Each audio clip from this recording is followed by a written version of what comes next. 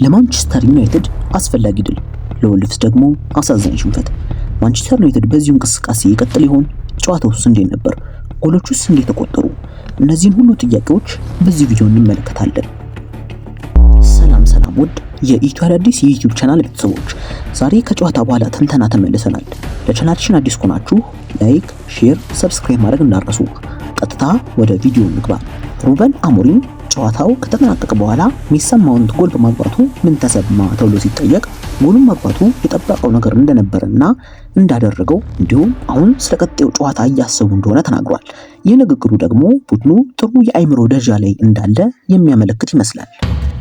እስቲ አሁን ደግሞ የመጀመሪያውን ጎል እንዴት እንደገባ እንመልከት። በምስሉ ላይ እንደምትመለከቱት ካዝሚሮ ከፍተኛ ጫና በማድረጉ ምክንያት የወልቭሱ ተከላካይ ስህተት ሰርቶ ኳሱን በትክክል ማቀበል አልቻለም። በዚህ ምክንያት ኳሱ ወደ ኩኛ ደረሰ። ኩኛ ኳሷን ካገኘ በኋላ ኳሱን ወደ ግራ ድሪብል አደረገ። በምስሉ ላይ እንደምትመለከቱት ኩኛ ኳሱን መምታት ቢችልም ይዞት መቆየት ስለወሰነ ቡድኑ ከጀርባው መሮጥ ጀመረ። እዚህ ጋር ልብ እንድትሉ የምፈልገው የቡድኑን የጨዋታ የማንበብ ብቃት ነው። እዚህ እንቅስቃሴ ላይ ቡድኑ ኳሷን ስለቀደማት ተንሸራቶ ወደቀ።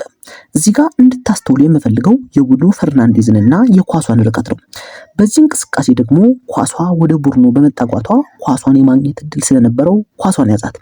እዚህ ጋር እንድታስተውሉ የምፈልገው እንዴት ኳሷን ከያዘ በኋላ እንደዞረ ነው። ኳሱን በአንድ ቀላል ንክኪ አስተካክሎ ወደ ጎሉ ማዞር ቻለ። እንደምንም ተንሸራቶ ኳሷን በመምታት ጎሉን አስቆጠረ። በእርግጥ ጎሉ ማራኪ ባይሆንም እንቅስቃሴው ግን ድንቅ እንደነበረ መናገር ይቻላል። ሁለተኛው የዩናይትድ ጎል እንዴት እንደገባ እንመልከት።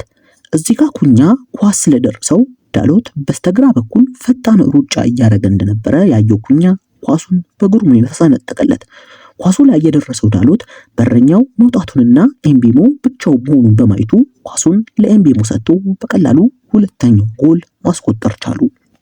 ሶስተኛው ጎል ደግሞ እንዴት እንደገባ እንመልከት። ቡድኑ ኳሷ ከደረሰችው በኋላ ማውንት ለመሮጥ እንደተዘጋጀ በመመልከት ኳሷን አሻማት። እዚህ ጋር ልብ እንድትሉ የምፈልገው ነገር የወልቭስ የተከላካዮችን ድክመት ነው። ምክንያቱም ኳሷ ገና ሳትሻማ በፊት በነበረው እንቅስቃሴ ማውንትም መያዝ የነበረበት ተጫዋች ይሄ ቢሆንም በትኩረት ማጣት ምክንያት ለማውንት ይህንን ክፍት ቦታ ሰጠው። ማውንትም በምርጥ አጨራረስ ኳሷን አስቆጠራት። እነዚህ ሶስት ጎሎች እና ቡድኑ ያስቆጠራት ፔናልቲ ቡድኑ ፊት መስመሩ ምን ያህል የተቀናጀ እንደነበረ ያሳያል። ከፊት መስመሩ በተጨማሪ የኋላ መስመሩም እጅግ በጣም ጥሩ ሆኖ አምሽቶ ነበር። እናንተ ስለ ጨዋታው ምን ትላላችሁ? ከዚህ በኋላ ማንቸስተር ዩናይትድ በእንደዚህ አይነት እንቅስቃሴዎች የሚቀጥል ይመስላችኋል? በቀጣይ ጨዋታ ይተገብሯል ብላችሁ ታስባላችሁ? ጥያቄውን ለእናንተ ልተው። እንደነዚህ ቪዲዮዎች እንዲደርሷችሁ ላይክ፣ ሼር፣ ሰብስክራይብ ማድረግ እንዳትረሱ። በቀጣይ በሌላ ተመሳሳይ ቪዲዮ እስከምንገናኝ ድረስ ሰላማችሁ ይብዛ።